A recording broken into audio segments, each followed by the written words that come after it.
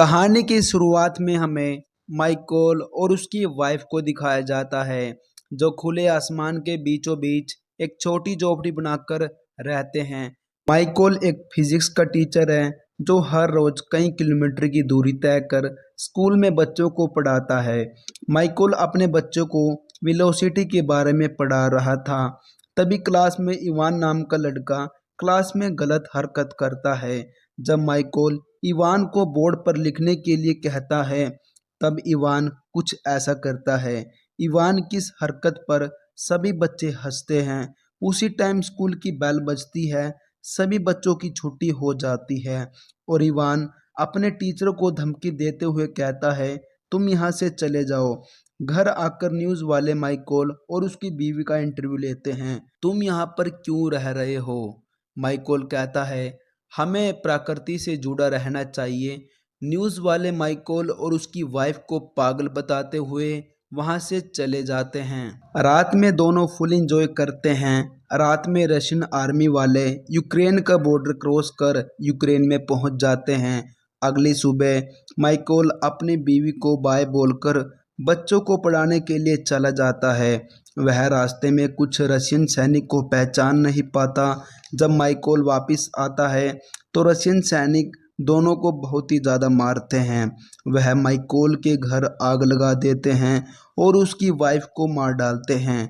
अगली सुबह यूक्रेनियन सैनिक वहां पर आते हैं। वह माइकल की मदद करते हैं और माइकल की वाइफ को मिट्टी में दफना देते हैं। माइकल आर्मी वालों के साथ आर्मी कैंप में चला जाता है, लेकिन आर्मी के चीफ दोनों से बहुत ही ज़्यादा गुस्सा होते हैं। यह हमारा दुश्मन भी हो सकता है, तुम इसे यहाँ पर क्यों लेकर आए? माइकल गन को छूता है, लेकिन आर्मी के चीफ बहुत ही ज़्यादा गुस्सा हो जाते हैं। माइकल अपनी सारी कहानी आर्मी के चीफ को बताता है और तब माइकल को सिलेक्ट कर लिया जाता है। तब माइकल की ट्रेनिंग स्टार्ट होती है और अब माइकल अपना नाम बदलकर रेविन रख लेता है। रेविन की बहुत ही कड़ी ट्रेनिंग होती है और अब सिर्फ उसका एक ही मकसद था, मुझे अपने दुश्मन को मारना है। रेविन बहुत ही कड़ी मेहनत करता है।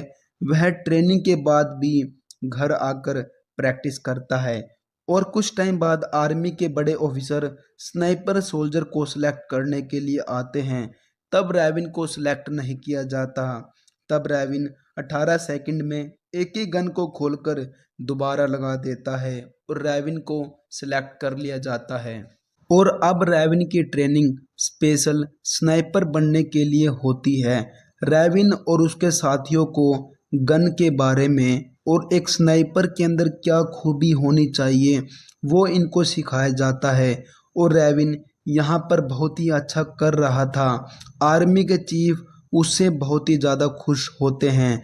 रेविन के हाथ में एक लॉकेट होता है।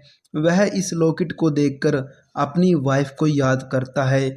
आर्मी की ट्रेनिंग पूरी होने के बाद रेविन अपने साथियों के साथ रात को एक गाना गाता है।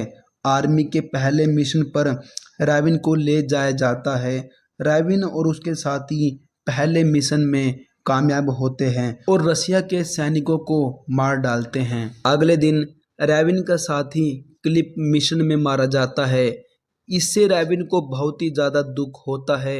अगले दिन जब रेविन मिशन पर जाता है वह देखता है उसका स्टूडेंट इवान दुश्मनों के साथ मिला हुआ है। रेविन और उसके साथी अपने दुश्मनों के साथ इवान को मार डालते हैं और रेविन का चीफ कहता है तुम उदास मत हो, उसने अपनी मंजिल खुद ही चुनी थी। कुछ दिन बाद रेविन और उसके चीफ दोनों मिशन पर जाते हैं। रेविन देखता है ये दोनों वही रशियन सैनिक हैं जिन्होंने मेरी वाइफ को मार डाला। रेविन बहुत ही गुस्से में था। आर्मी का चीफ रेविन को कहता है तुम गोली मत चलाना, नहीं तो हम दोनों मारे जाएंगे। रेविन गुस्से में आकर गोली चला देता है। वह अपने एक दुश्मन को मार डालता है, लेकिन रेविन की इस गलती के कारण उसका चीफ मारा जाता है और आर्मी वाले इसका जिम्मेदार सिर्फ रेविन को मानते हैं। अब एक और आखिरी मिशन के लिए रेविन को बुलाया जाता है। अब रेविन बहुत ही अच्छा स्नाइपर बन चुका था। कुछ रशियन सैनिक एक फैक्ट्री में छिपे हुए थे। रैविन और उसकी टीम सभी रशियन सैनिकों को मार डालती है और अब रैविन अपने उन दुश्मन को मार चुका था और अब रैविन एक बहुत ही अच्छा सोल्जर बन चुका था। उसने अपनी वाइफ का बदला भी ले लिया। अब रैविन का अपने जीवन में सिर्फ एक ही लक्ष्य बन चुका था, मुझे अपने दुश्मनों को मारना है। अब रैविन देश की अलग अलग सीमाओं पर जाकर अपने दुश्मनों को मारता है और